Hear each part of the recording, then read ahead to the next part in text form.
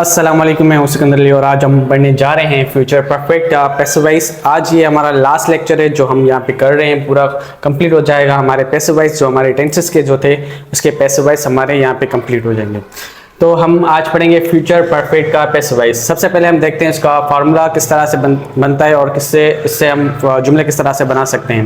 पहले हम देखते हैं कि इसके एक्टिव वॉइस किस तरह से थे। जैसे मैं कहता हूँ मैं खाना खा चुका हूँगा, ये काम जो है फ्यूचर में कंप्लीट हो जाता है, उसके लिए यूज़ करते हैं। तो ये हम पैसिव वॉइस में यूज़ करेंगे। इसमें मतलब ये कि कोई काम जो है फ्यूचर में कंप्लीट किया जा चुका होगा, कोई करता है, हमें उससे वास्ता नहीं है, सिर्फ ये बताते हैं कि काम कंप्लीट हो गया है। तो सबसे पहले हम फार्मूला देखते हैं इसका किस तरह से बना हुआ है और इसके अलावा हम उसके सेंटेंस देखेंगे किस तरह से बनते हैं फार्मूले के मुताबिक, और उसके अफर्मेटिव, नेगेटिव और इंटरोगेटिव सेंटेंस किस तरह से बनते हैं। चले आइए देखते हैं फार्मूला किस तरह से बना हुआ है। सबसे पहले आता है ऑब्जेक्ट, इसके बाद आता है हेल्पिंग वर्ब। हेल्पिंग वर्ब जो है हमारा वो विल हैव है। उसके बाद हम यूज करते हैं बीन, इसके बाद वर्ब की थर्ड फॉर्म है। ये हमारा फॉर्मूला है। फॉर्मूले के मुताबिक हम जुमले बनाएंगे, किस तरह से जुमले बनते हैं।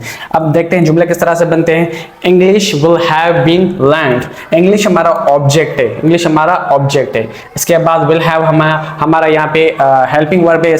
फॉर्मूले के मुताबिक पहले हम विल हैव लगा लिया, इसके बाद हम यहाँ पे बीन लगा हुआ है तो फॉर्मूले के मुताबिक हमने बीन भी लगाया। इसके बाद हम वर्ब की थर्ड फॉर्म यूज कर रहे हैं। यहाँ पे ये हमारी वर्ब की थर्ड फॉर्म है।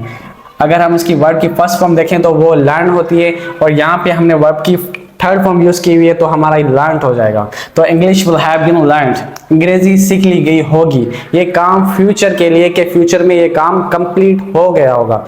दूसरा सेंटेंस देखते हैं। दूसरा सेंटेंस में किस तरह से होता है।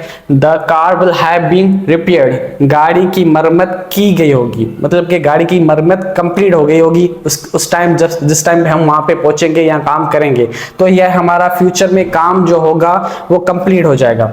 अब ये हमारे थे अफर्मेटिव सेंटेंस। तो अफर्मेटिव सेंटेंस हमने फॉर्मूले के मुताबिक यहाँ पे बनाए।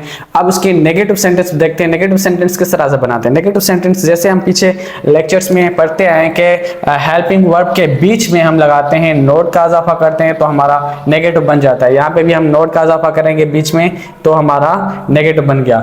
अब हम देखते हैं नेगेटिव सेंटेंस किस तरह से बना होगा। English will not have been learned, अंग्रेजी सीख ली नहीं गई होगी। तो हम ये नेगेटिव कह रहे हैं कि भाई ये काम नहीं हो गया होगा वहां पे।